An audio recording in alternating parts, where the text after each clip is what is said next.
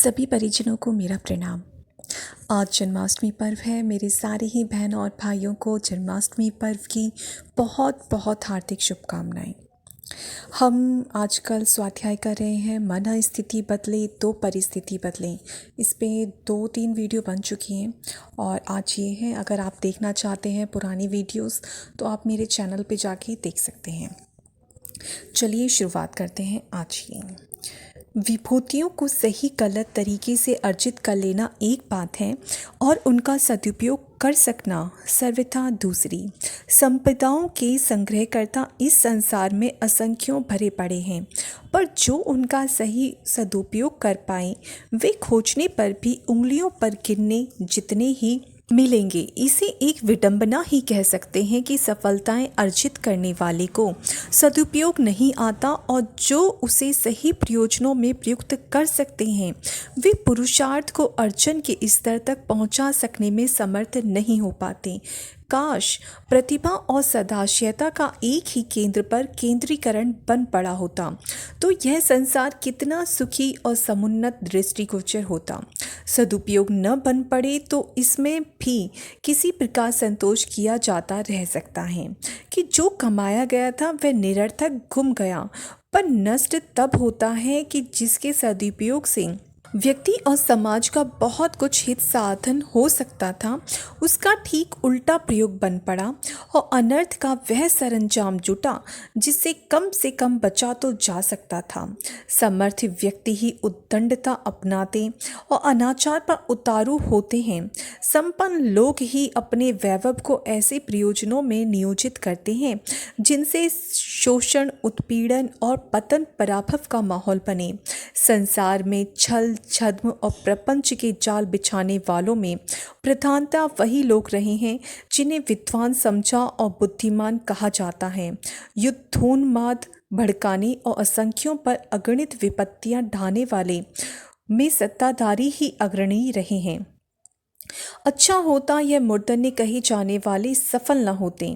उस सफलता को क्या कहा जाए जो विभूतियों के रूप में जब किसी पर विषम ज्वर की तरह चढ़ दौड़ती हैं तो उसे एक प्रकार का उन्मादी बनाए बिना नहीं रहती। बदहवासी में लोग अधपगलों जैसी उद्दंडता अपनाने के लिए उतारू हो उठते हैं। गए गुजरे लोग किसी का बहुत भला नहीं कर सकते, उनके लिए अपनी गाड़ी घसीटना ही भारी पड़ता है।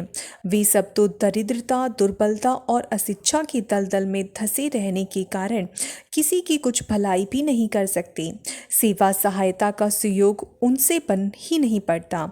इतने पर भी यह संतोष की बात है कि तथाकथित समर्थों की तरह वे अपनी चिंगारी को दावानल बनाकर सुविस्तृत वन प्रदेशों को जला डालने की दुष्टता तो नहीं कर पाते। लोक चिंतन को दिग्भ्रांत करने में जितना साहित्यकारों, कलाकारों, धर्मोपदेश को नेतृत्व करने वालों ने सर्वसाधारण को भड़काया है उतना कदाचित ही संसार के समस्त अशिक्षित कर सके हों। संपत्ति वालों ने कलाकारों, साहित्यकारों, बुद्धिजीवियों को अपने पैसे के बल पर खरीदा और कठपुतली की तरह नचाया है। कभी वैज्ञानिकों की स्वतंत्र सत्ता रही होगी और वे लोकोपयोगी आविष्कार करते रहे होंगे, पर अब तो साधनों के सम्मुख उन्हें भी आत्मसमर्पण कर देना पड़ा है। वे यही सोचते खोजते हैं जो उनके अन्नदाता उनसे चाहते हैं। किसी की बुद्धिमत्ता ही नहीं, ईमान खरीद लेने तक का दावा तथा कथित सुसंपन्न करने लगे हैं। उन्हें देवताओं और भगवानों को भी अपने साधनों के बल पर कुछ भी करने के लिए विवश करने की जुर्रत होने लगी है। साधनों की कमी पड़ने से कठिनाई पड़ने की बात समझ में आती है, पर यह तथ्य और भी अधिक गंभीरतापूर्वक समझा जाना चाहिए कि उनका बाहुल्य होने पर भी यदि दुरुपयोग चल पड़े तो विपत्तियां और भी अधिक बढ़ेंगी। चाकू न होने पर शाक तरकारी काटने का काम अन्य किसी उपकरण से भी लिया जा सकता है, पर कोई चमकीला, धारदार और कीमती चाकू पेट में घुस पड़े तो समझना चाहिए अभाव की तुलना में वह उपलब्धि और भी अधिक भारी पड़ी। पुरातन काल में साधन आज की अपेक्षा निश्चित ही बहुत कम थे। वैज्ञानिक आविष्कारों का तो तब सिलसिला तक नहीं चला था। इतनी पर भी उन दिनों इतनी अधिक प्रसन्नता एवं सहकारिता का अनुभव होता था, जिसे देखते हुए वह समय सतयुग कहलाता था। मिल बांट कर खाने की नीति अपनाए जाने पर जो था उसी में भली प्रकार काम चल जाता था। ना कहीं विग्रह था, ना संकट। ऐसे वातावरण में अभावों की अनुभूति तो हो ही कैसे सकती थी। मनुष्य की वास्तविक आवश्यकताएं अत्यंत स्वल्प हैं। उन्हें कुछ ही घंटे के साधारण श्रम से सुविधापूर्वक उपलब्ध किया जा सकता है। हैरान तो वह तृष्णा करती है जिसके पीछे दुरुपयोग की ललक लालसा जुड़ी। यदि उस बौद्धिक विभ्रम से निपटा जा सके तो गुजारे में कमी पड़ने का तो प्रश्न ही नहीं उठता। मनुष्य सहज ही इतना अधिक उपार्जन करता रह सकता है कि दूसरों की सहायता करने का भी सुयोग बनता रहे। अनाचार की अभिवृद्धि का एक ही कारण है अनावश्यक एवं अतिशय मात्रा में सज्जा सजाना, विलासिता के साधन जुटाना एवं संग्रह की लिप्सा से लालायित रहना। आग में ईंधन पड़ने की तरह हविष बढ़ती ही जाती है। विलासिता और अहंता के व्यामोह में जो कमाया गया था वह कम पड़ता ही रहता है। साथ ही यह उत्सुकता चल पड़ती है कि किसी प्रकार अपनों या दूसरों के हक का जितना भी कुछ छीना झपटा जा सके उसमें कोताही न की जाए। इस प्रकार की ललक संचय तो बहुत कर लेती है पर उसका सदुपयोग सूझ नहीं पड़ता। भाव संवेदना एवं चिंतन में उत्कृष्टता न होने पर मात्र अनियंत्रित उपयोग ही एकमात्र मार्ग रह जाता है, जिसकी गहरी खाई कुबेर जैसी संपदा और इंद्र जैसी प्रभुता पाकर भी पड़ती नहीं है। इस मना स्थिति में संतोष कहाँ, चैन कहाँ, प्रसन्नता और प्रफुल्लता का अनुभव कर सकना तो कोसों पीछे रह जाता है। बीमारी का निदान बन पड़ने की उपरांत ही सही उपचार का सुयोग बनता है। प्रस्तुत समस्याओं का स्वरूप भले ही अनेक प्रकार का दिख पड़ता है पर उसका मूल कारण एक ही है, बटोरना और बिखेरना। इस नीति को अपनाने वालों को खपते पिसते तो निरंतर रहना पड़ता है पर ऐसा सुयोग नहीं बन पड़ता कि चल रहे पुरुषार्थ के सहारे अपना हित साधन करते बन पड़े और दूसरों की सेवा सहायता करने का पुण्य परमार्थ यश सम्मान भी हाथ लगता चले। अपव्यय प्रकारांतर से दुर्गुणी हुए बिना नहीं रहता। निजी आवश्यकताओं की पूर्ति तो थोड़े में ही सरलता पूर्वक संभव हो जाती है, फिर अतिरिक्त उत्पादन का क्या हो। उदारता के अभाव में उसे अभावग्रस्तों के लिए लगा सकने का तो साहस ही नहीं उभरता। फिर निजी आवश्यकताओं के उपरांत जो बचे उसका आखिर हो क्या। मात्र एक ही मार्ग रह जाता है, दुरुपयोग। इस प्रकार निकृष्ट स्तर की स्वार्थ संकीर्णता में फंसे और अधिक उपार्जन करते रहने में सफल समझे जाने वाले, बड़े कहे जाने वाले लोगों की रीति नीति साधारण जनों को भी प्रभावित करती है। वे भी वैसा ही अनुकरण करने के लिए लालायित रहने लगते हैं। योग्यता कम, परिश्रम कम, अपव्यय की अभिलाषा गगनचुंबी। इसी माहौल में अनाचारों का टिड्डी दल दौड़ पड़ता है और संसार की हरितमा को सफा चट करके रख देता है। जहाँ भी आवश्यकताओं और अभावों की चर्चा होती है वहाँ साधन संवर्धन के लिए प्रयत्नरत होने का सुझाव दिया जाता है। इसमें कुछ अनुचित भी नहीं है।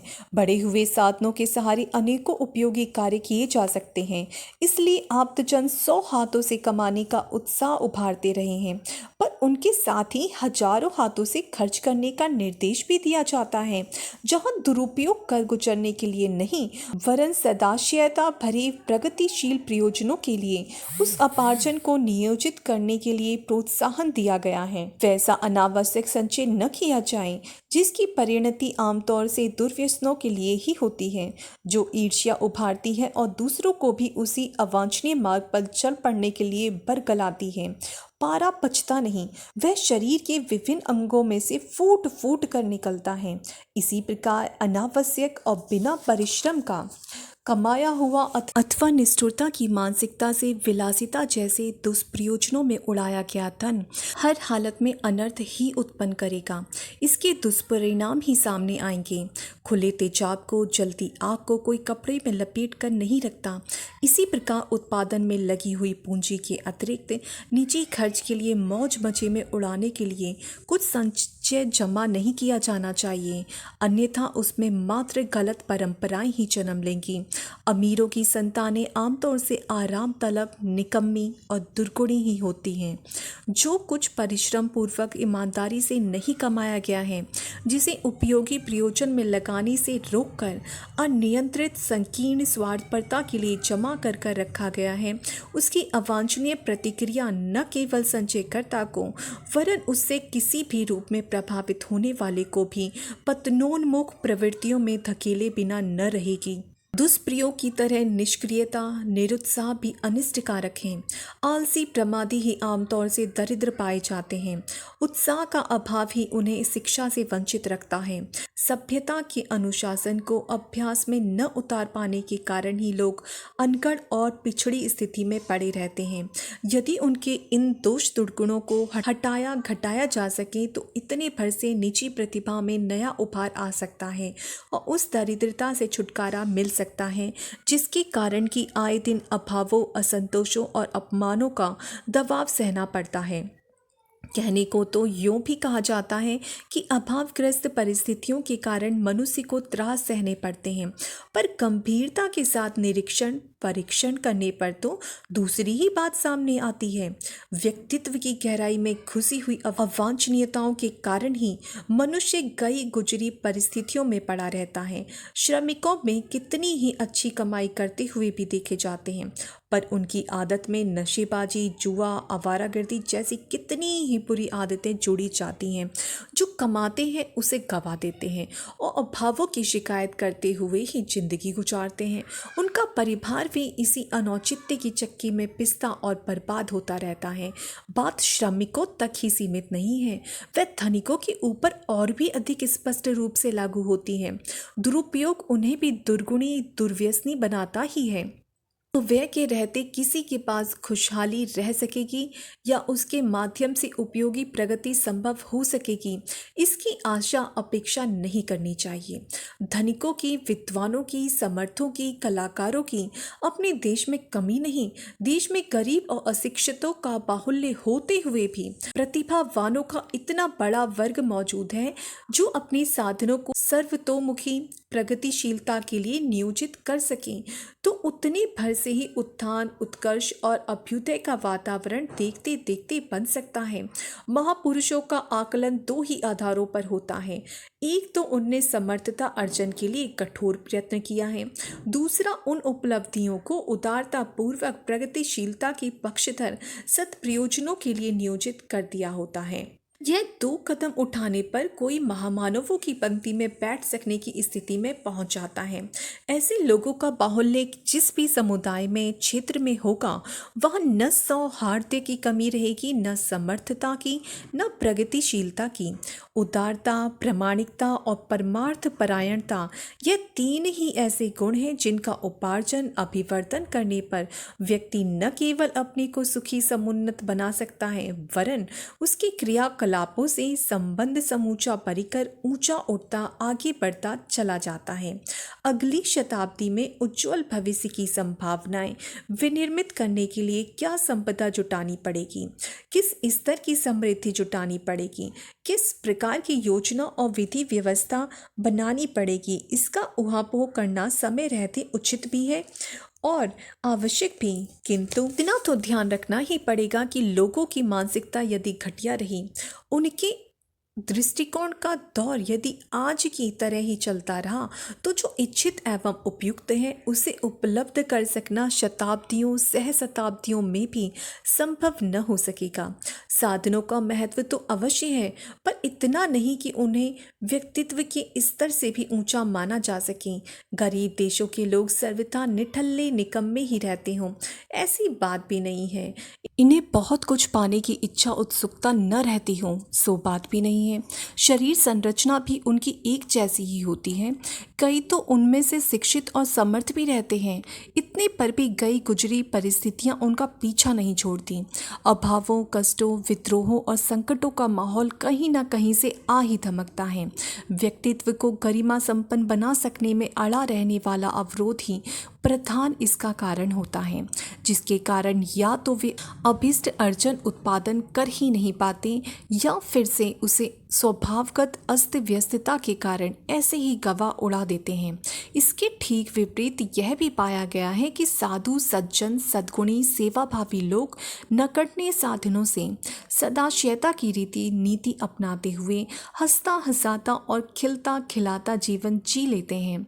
उन्हीं परिस्थितियों में न केवल स्वयं को वरन अन्य पिछड़े हुओं को भी ऊंचा उठाने, आगे बढ़ाने में समर्थ होते हैं। ऐसे ही आदर्शवादी शालीनता संपन्नों का अपना पुरातन इतिहास जीवंत स्थिति में रहा है। वह साधु, ब्राह्मण, वानप्रस्थ परिवारजक का समुदाय न केवल अपने देशवासियों का स्तर असाधारण रूप से ऊंचा उठाने में समर्थ हुआ था, वरन उन्हीं मुट्ठी भर लोगों ने देश देशांतरों में प्रगतिशीलता का, सर्वतोमुखी सुसंपन्नता का, सुसंस्कारिता का वातावरण बनाकर रख दिया था।